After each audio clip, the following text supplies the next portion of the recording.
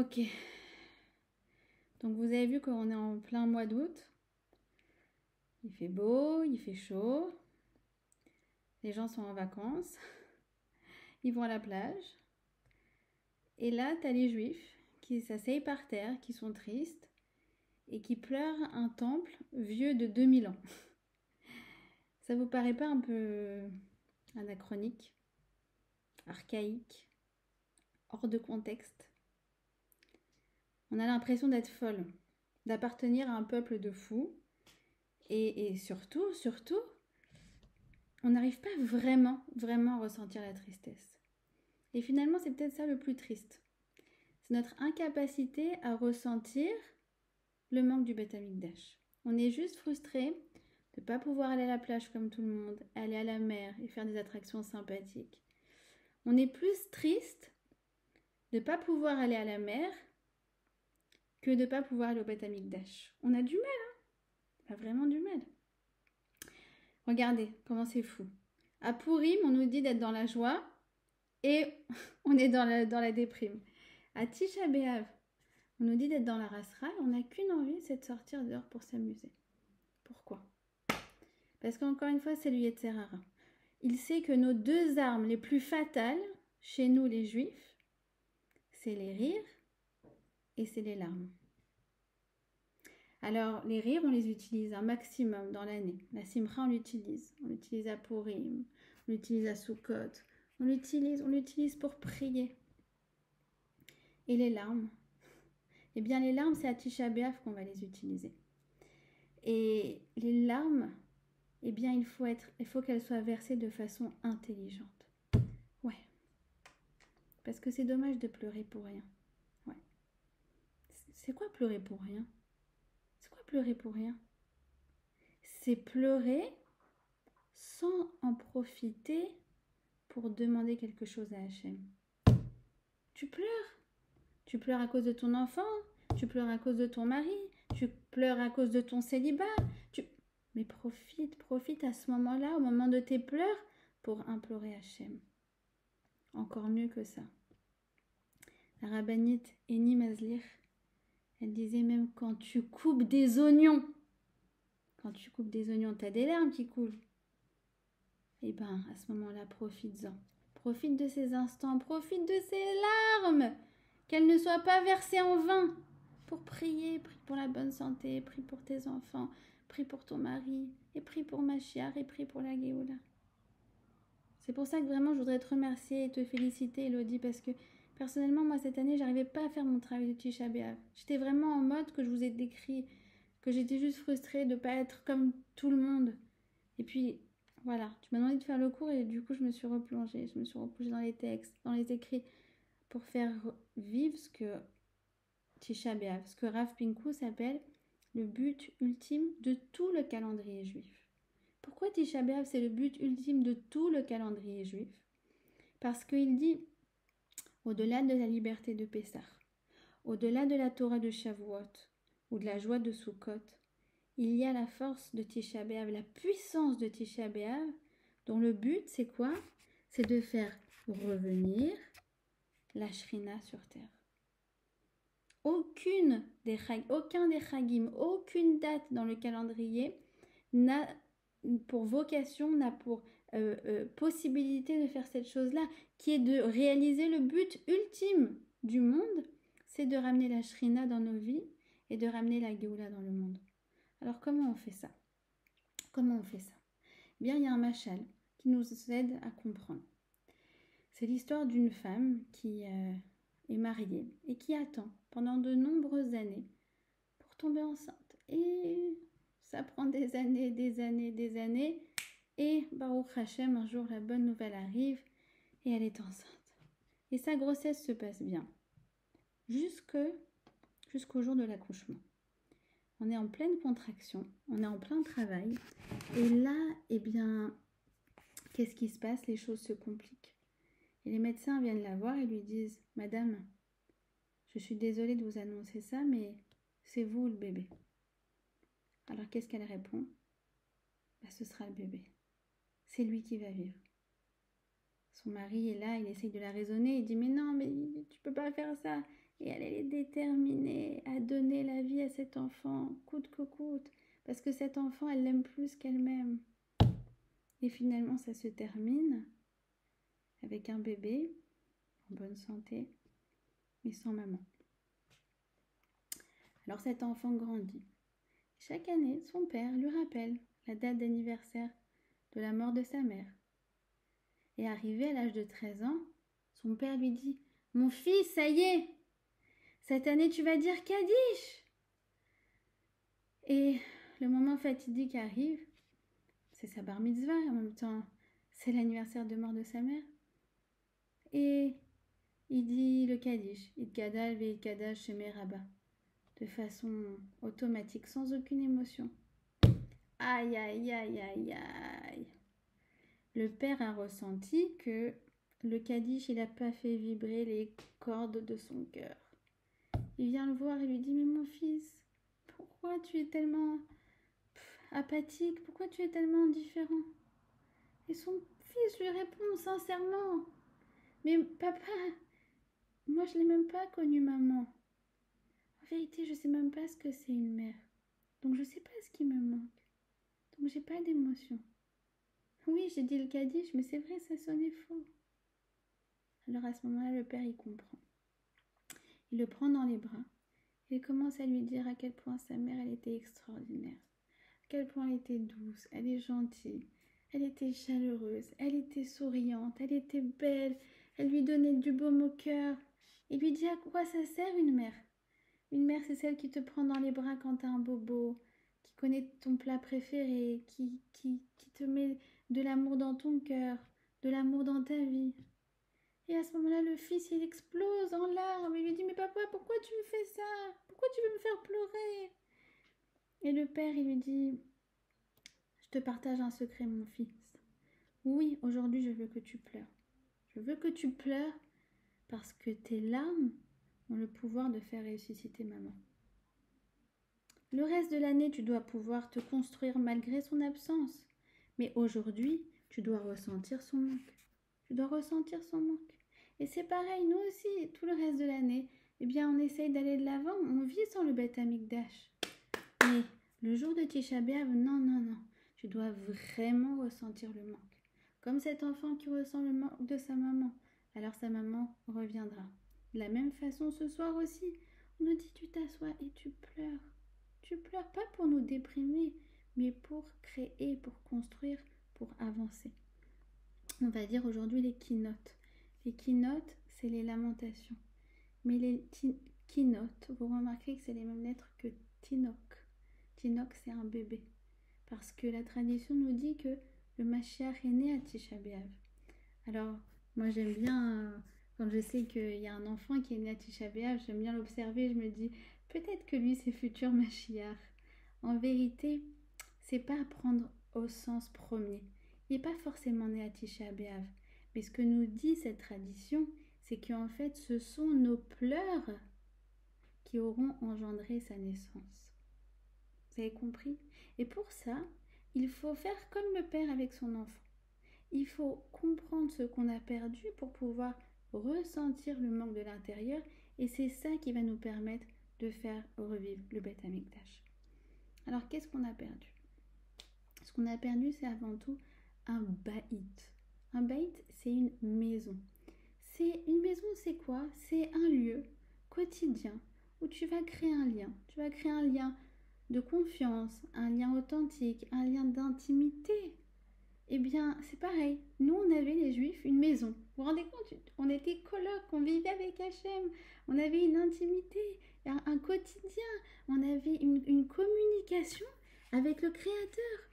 C'est exactement comme quand tu vas chez ta grand-mère et tu te demandes pas si elle existe. Non seulement tu sais personnellement qu'elle existe, mais tu la vois, tu parles avec elle, elle te répond, elle te réconforte, elle t'apporte une petite assiette de gâteau. Ouf, et tu ressors de là et t'es apaisé, régénéré. De la même façon, nous aussi, on rentrait brisés parfois au Beth Amikdash, et puis on ressortait régénéré, de tous les points de vue. Du point de vue physique, du point de vue moral, du point de vue spirituel. et on communiquait avec Hachem. De quelle façon? Ça paraît dingue à croire. Si c'était pas, il n'y avait pas tous ces témoignages dans la Gemara, dans le Talmud, on pourrait même pas croire. On allait au Beth Amikdash et on apportait on faisait une prière, on apportait une offrande. Et quand l'offrande était brûlée et en fait la fumée prenait la forme d'un lion, alors ça voulait dire que Hachem a accepté notre tfila et que ce qu'on a demandé, ça va se réaliser. Vous vous rendez compte? C'est comme si tu avais un WhatsApp avec Hachem. Un WhatsApp. Et des fois c'est bleu, des fois c'est pas bleu. D'accord? Des fois tu sais que non, c'est pas bon pour toi. Mais vous vous rendez compte? On a perdu ça. On a perdu cette période où on prie et on sait que notre tfila, elle a entendu. Aujourd'hui on prie et on a l'impression que nos mots se perdent dans l'univers et qu'on parle à un mur. Et c'est pour ça qu'on a tellement de mal à se concentrer. C'est pour ça qu'on est... Mais si tu veux voir quelqu'un de l'époque et tu lui dis mais j'arrive pas à me concentrer dans ma prière, il dit mais je comprends pas, t'arrives pas à te concentrer quand tu parles à ta copine? Mais si, je suis très très concentrée quand je parle avec ma copine. Mais Hachem c'est pareil, Hachem il est là, il existe, il répond. On a perdu ça. Ça fait 1953 ans qu'on a perdu ça. Qu'est-ce qu'on a perdu aussi? On a perdu une capacité à enlever tous nos doutes. On nous raconte dans le Midrash l'histoire de Yosef Meshita. Je ne sais pas si vous connaissez cette histoire. C'est à l'époque des Grecs. Yosef Meshita, c'était un rachat qui était tombé au plus bas du peuple juif, à tel point que les Grecs, quand ils ont saccagé le temple, eh bien, ils ont saccagé, mais ils n'ont pas eu le courage de rentrer dans le Kodesh. Ils se sont dit non, non, non, ça on a trop peur. Mais qui on va choisir pour le faire? Yosef Meshita. Alors lui, c'est la pourriture par excellence. C'est celui qui dénonce les Juifs. C'est celui qui est de notre côté. C'est un collabo. Alors, il lui demande, tu veux rentrer dans le Kodesh? Mais oui, Yosef Meshita, il y va. Il rentre. Ils lui disent, sache que la première chose que tu verras, tu la prendras pour toi. Il y va. Il rentre dans le Kodesh. Il trouve quoi? La menorah, magnifique, en or massif, qui brille de mille feux. Et il sort avec. Il dit, c'est bon, voilà, c'est mon cadeau. Le général, il arrête, il dit, pop, pop, pop, pop, pop. N'exagère pas quand même. Ça, c'est un cadeau pour un roi. Donne-le-moi, je vais le donner au roi, et toi, retourne-y et prends autre chose. Et là, la réponse de Yosef Meshita, ça ne suffit pas que j'ai déjà offensé mon créateur. Tu veux que je l'offense une deuxième fois? Il dit, mais ça va pas, tu retournes, je te dis que tu retournes. Il dit, ah non, non, je retourne pas. Malheur à moi qui a offensé mon créateur. Il lui dit, regarde, je t'explique. Soit tu retournes et t'es un homme riche, soit tu retournes pas et t'es un homme mort. Et il va mourir al-Kiddush Hashem en disant, malheur à moi qui a offensé mon créateur. Et le Rav Kahneman, il dit, mais c'est quoi la différence? Il y a 5 minutes, c'était le pire rachat que les Grecs pouvaient trouver. Et maintenant, il est prêt à mourir à Kiddush Hashem. Alors il répond, il dit, c'est quoi la différence? Bah, il est rentré 5 minutes dans le Beth Amikdash. 5 minutes dans le Beth Amikdash, il passe du pire rachat au plus grand sadique. Vous vous rendez compte? Et tout ça, ça s'est fini, oui. Ça s'est fini, Tisha B'Av, de l'an 1970. Ça s'est terminé. Le jour où Titus a brisé la parochette avec son épée, alors c'est écrit qu'à partir de là, Dieu est devenu silencieux. C'est quoi que Dieu est devenu silencieux? C'est que avant, eh ben, on communiquait avec lui. On avait une relation directe, comme un WhatsApp, comme un Wi-Fi, comme ce que vous voulez. Comme vous avez une relation avec votre père, votre mère, vos enfants, votre grand-mère. C'était tangible, c'était doux, c'était rassurant. Et ça, on a perdu. C'est pour ça que Yerushalayim, eh bien, on dit que personne ne se couchait en ayant mauvaise conscience. Parce que tu avais une erreur, tu allais la rectifier. Tu avais un doute, tu allais au Beth Amikdash, tu n'avais plus de doute. Hachem, il est là, je vois la Shrina. Yerushalayim, ça veut dire Yerushalayim, c'est Ira, Shalem, c'est la perfection de la crainte. Parce que, en fait, du coup, c'était naturel. La relation avec Hachem, elle était intuitive, elle était concrète, elle était naturelle. Et depuis, Hachem, il est devenu silencieux. Le monde est rempli de questions et on n'a pas de réponse. On a des questionnements. Pourquoi cet enfant malade? Pourquoi cette maladie incurable? Pourquoi elle qui est toujours pas mariée? Pourquoi lui qui part dans la fleur de l'âge? Pourquoi? Et les médias qui commencent à parler d'Israël, qui font des crimes de guerre alors qu'on essaye juste de se défendre. Et 350 roquettes qui nous tombent dessus. Et le niveau spirituel du peuple juif, c'est effarant. Est-ce que c'est normal qu'on nous traite de rétrogrades, nous qui habitons en Israël, quand on dit qu'une famille c'est un papa et une maman? Est-ce que c'est normal qu'aujourd'hui en Israël, on fait rentrer dans les écoles des personnes qui viennent voir des enfants de 6 ans et qui lui disent « Tu sais, tu es un garçon, mais peut-être qu'à l'intérieur tu es une fille. Tu es une fille, mais peut-être qu'à l'intérieur tu es un garçon. Ou peut-être tu es les deux, ou peut-être tu es rien du tout. Ou peut-être qu'un jour tu feras une opération pour devenir une fille. » Mais c'est pas possible, mais laissez ces enfants tranquilles. Hachem fait quelque chose. Fais quelque chose.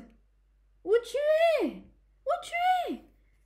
Et silence. Silence radio. Hachem, on peut pas tout faire à ta place. On peut plus être tes porte-parole. On n'a plus les crottes. On n'a plus la force. Et ces filles pas mariées en parallèle. Et ces couples qui se fondent, qui se défont, qui se font jamais. Et on cherche des explications. Et on devient fou. On devient fou. En vérité, si tu veux vraiment ressentir le galout à Shrina, l'exil de la Shrina, tout simplement regarde la vie des gens. Regarde ce qu'ils postent. Regarde ce qu'ils postent. Regarde ce qu'ils vivent. En vérité, si tu veux vraiment ressentir, laisse tomber à la limite le Beth Amikdash. Juste regarde la vie des gens et en vérité, comprends que tout ce qu'on vit au niveau individuel et collectif du peuple juif, c'est à cause de cette galoute à Shrina. C'est ça ce qu'on doit regretter, c'est ça ce qu'on doit languir, c'est cette proximité, cette relation intime, exclusive, fusionnelle qu'on avait entre nous et le Créateur. Vous comprenez? Le fait que les choses, elles étaient en ordre et que n'importe quel juif qui était perdu, il pouvait se reconnecter à la Shrina. Et en vérité, ce qu'il faut comprendre, c'est que nos languissements, c'est ça qui va reconstruire le Beth Amikdash. C'est ça qui va reconstruire le Beth Amikdash. C'est pour ça que on dit que le jour où on a aplani le Har HaBayit, ça veut dire là où se trouvait le Beth Amikdash, eh bien c'est encore pire que le jour où il a été détruit. Pourquoi? Parce qu'en fait, on arrivait au Har HaBayit, il y avait des ruines, il y avait encore des ruines. Donc on passait, et là, on se disait, ah, aïe, aïe, aïe, le Beth Amikdash. Puis il y avait un papy qui passait avec son petit-fils, et le petit-fils disait, papy, c'est quoi ces ruines? Ah, mais tu sais, toi t'as pas connu, il y avait le Beth Amikdash. Et un jour, Turnus Rufus, le général, il est venu, il a tout aplani. Pourquoi?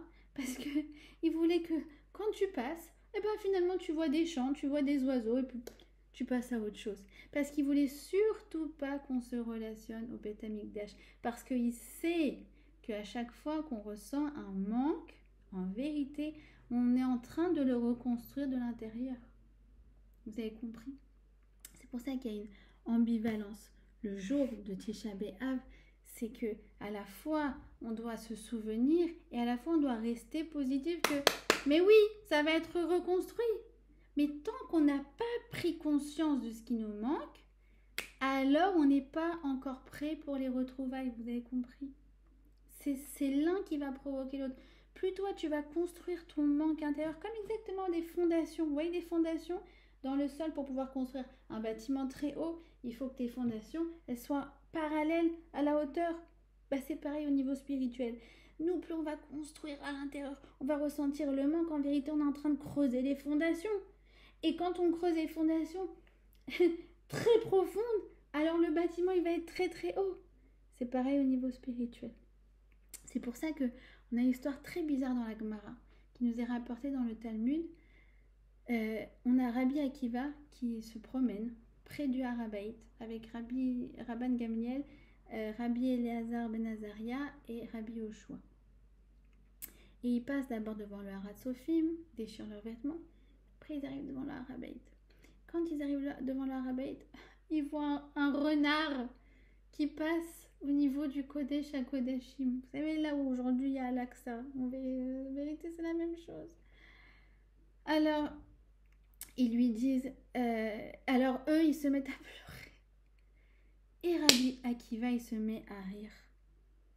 Alors ils lui disent, Akiva, pourquoi tu ris? Et il leur répond, et vous, pourquoi pleurez-vous? Alors ils répondent, le Habaït, il est traversé par des renards et tu veux pas qu'on pleure? Maintenant, explique-nous pourquoi toi tu ris.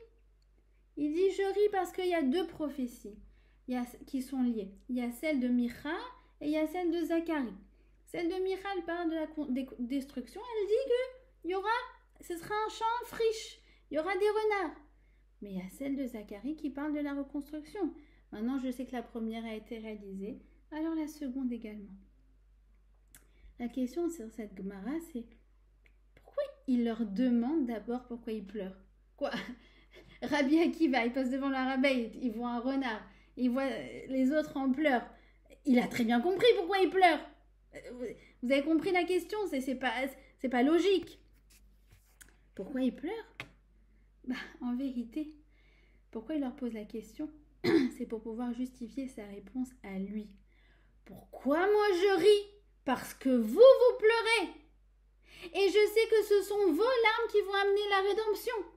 Et finalement, c'est peut-être la meilleure nouvelle du jour. Qu'on pleure après 1950 années. N'importe quelle nation, n'importe quel peuple oublie après une ou deux générations. Et même, quand bien même ils commémorent des choses, ils vivent plus l'émotion. Et nous, on est capable d'être un peu triste. On est capable de un peu pleurer. D'avoir une petite larme. Mais quelle bonne nouvelle. Quelle bonne nouvelle. Parce qu'en fait, quand je suis en train de faire ça, je suis en train de construire le Beth Amikdash. Moi. C'est ma responsabilité. C'est ma responsabilité pour pouvoir amener la Géoula. C'est pour ça que Tisha B'Av, c'est un jour très ambivalent. À la fois, c'est un jour triste. À la fois, c'est un jour où on ne dit pas les Tachanunim. Parce que ce jour-là est appelé Moed. Moed, c'est des retrouvailles. C'est comme il appelle Tisha B'Av, le Rav Wolbe, Moed Richouk. C'est un rendez-vous d'éloignement. Ça veut dire quelque chose, c'est un rendez-vous d'éloignement? Eh oui. Il explique comme ça, Rav Pinkus, il dit, imaginons qu'il y a quelqu'un que j'aime et qui me manque et que je ne vois plus depuis une certaine date où je lui avais dit « ciao, adieu ». Mais juste avant de lui dire adieu, je lui dis « viens chaque année, toi et moi, à la même date, celle où on s'est vu pour la dernière fois, toi et moi, alors on va commémorer ensemble la dernière fois qu'on s'est vu. » C'est le signe que oui, physiquement on est certes éloignés, mais dans nos cœurs on est tellement proches. C'est toute l'ambivalence du jour de Tisha B'Av. Et nos chachamim sont sans équivoque. Ils nous disent que dans le passé, ce fut certes un jour de catastrophe et de drame, avec la chute de Bétar, avec la destruction du Beth Amikdash, les 2 fois, avec l'expulsion des Juifs d'Espagne, avec tout ça. Mais aujourd'hui, c'est une promesse d'avenir. C'est une promesse d'avenir. C'est pour ça qu'on va dire Baruch Ata Hashem, Menachem Tzion, Uvone Yerushalayim. Même la bracha qu'on dit ce jour-là, elle est ambivalente. Parce que quand nous, on est Menachem, Hashem, il doit nous reconforter. En vérité, on est en train de reconstruire. Même le mois de Av. Le mois de Av, nous disent nos chachamim, c'est Aleph et c'est Bet. C'est Arour, maudit, et Bet, Barour, béni. Même le mois, il porte ces 2 dimensions. D'accord? Donc vous comprenez que c'est à nous, c'est notre responsabilité de s'asseoir par terre. Et c'est vrai que c'est dur de pleurer. On se sent comme cet enfant qui n'a pas connu sa maman et qui sait pas c'est quoi une maman. Et on lui dit mais tu dois dire Kaddish, en plus tu dois dire avec émotion. Et en plus tu dois pleurer. Et toi tu dis mais j'arrive même pas à pleurer. Alors c'est pas grave. Assieds-toi et pense à quelque chose qui, toi, t'affecte. La relation avec ton mari qui n'est pas au top, la relation avec ta mère qui n'est pas au top, la relation avec cette amie que tu ne vois plus, quelque chose qui te fait mal. Quelque chose qui te fait mal, c'est le moment, oui, d'y penser. C'est le moment de, oui, de constater tous les manques. Et à ce moment-là, tu vas créer à l'intérieur de toi ce qu'on appelle un ga'agua. Ga'agua, c'est un manque. Ga'agua,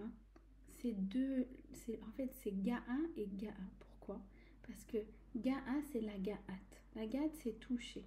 Le toucher, c'est le seul sens qui est réciproque. Je peux entendre quelqu'un, mais lui ne m'entend pas. Je peux voir quelqu'un, mais lui ne m'entend pas. Je peux le sentir, il ne me sent pas. Par contre, si je le touche, il me touche forcément en retour.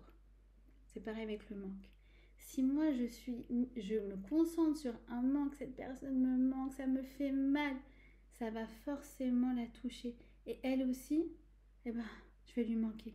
C'est pour ça que des fois, quand il y a des ados qui font des fugues, alors on dit à la mère, écris-lui une lettre. Écris-lui une lettre. 2 jours après, l'enfant, il arrive à la maison et il dit, mais qu'est-ce que tu fais là? Je sais pas, tout d'un coup, j'avais envie de revenir. C'est la force du ga'agua. J'envoie en vérité des ondes de manque à celui qui me manque et à ce moment-là, il a envie de revenir en retour. D'accord? Et exactement comme on comprend que la mère, elle a préféré se sacrifier pour donner la naissance à son fils, en vérité, Hachem, il a préféré sacrifier son temple et exiler la Shrina pour nous faire vivre. Et aujourd'hui, c'est vrai, on n'a pas de temple, mais on a un peuple. On a un peuple. À l'époque, il y avait un Beth Amikdash, mais il n'y avait pas de peuple. Les gens ne se travaillaient plus. Aujourd'hui, on a un peuple. Et il faut dire à Hachem, tu sais, c'est pas parce que on est manquant que le Beth Amikdash n'a pas été reconstruit. Mais c'est parce que le Beth Amikdash n'a pas encore été reconstruit qu'en vérité, on est si manquant. Qu'en vérité, la situation, spirituelle, elle est déplorable. Donc Hachem, s'il te plaît, envoie-nous le Beth Amikdash, envoie-nous le Mashiach, envoie-nous la Géoula. On veut se réjouir de ta Shrina et avoir confiance. Il dit le Maharal, vous imaginez, il y a 400 ans déjà, il dit, on est à la fin là, on est à la fin de la Géoula. On est en train de mettre dans le Beth Amikdash la parochet, ça veut dire la dernière touche. On est à la dernière touche. Et c'est vrai, on se sent tellement proche. Avoir confiance. Il dit, le Rabbi Lubavitch, on est cette génération où on touche la fin de la galoute pour enclencher le début de la Géoula. Il faut vraiment avoir confiance, avoir conscience de ça. Alors, Bezrat Hachem, mesdames, je vous donne ce conseil. Asseyez-vous, lisez quelque chose de rasratique, regardez quelque chose de rasratique. Essayez de penser à quelque chose qui vous fait mal. Et si demain vous n'avez pas encore réussi à vraiment ressentir la rasra, je vous donne le même conseil que Eni Mazlir. Quand vous commencez à préparer le repas de demain soir, coupez des oignons. Et là, à ce moment-là, vous dites à Hachem, je sais que c'est des larmes artificielles, mais regarde, je veux que ces larmes, elles ne soient pas coulées en vain. Je veux qu'elles donnent naissance au Mashiach. Les keynotes, les lamentations, les larmes, c'est notre tikkun et c'est ça qui va apporter le tinok, c'est ça qui va apporter le Mashiach. Alors qu'on entend Bezrat Hachem à la fin de ce Tisha B'Av et surtout en Eretz Israël. Vous voyez comment c'est incroyable, comment Hachem il a choisi la date de Tisha B'Av pour qu'il y ait une hardoute incroyable. Et tout d'un coup, il n'y a plus de droite, de gauche et de Lapid et de Bibi Netanyahou. Et tout le monde est ensemble autour de Chayil Tzahal et autour des habitants. Alors s'il te plaît Hachem, s'il te plaît, s'il te plaît, s'il te plaît. Je prie et on prie toutes, Bezrat Hachem, qu'on ait la hardoute autour du Beth Amikdash, pas autour des Milchamot. Amen. Amen, merci beaucoup Joy. Daraba. Avant de passer avec la prochaine intervenante, on va se reconnecter avec la rabbinite Maria Chadré qui a eu un petit souci de connexion tout à l'heure. Maria.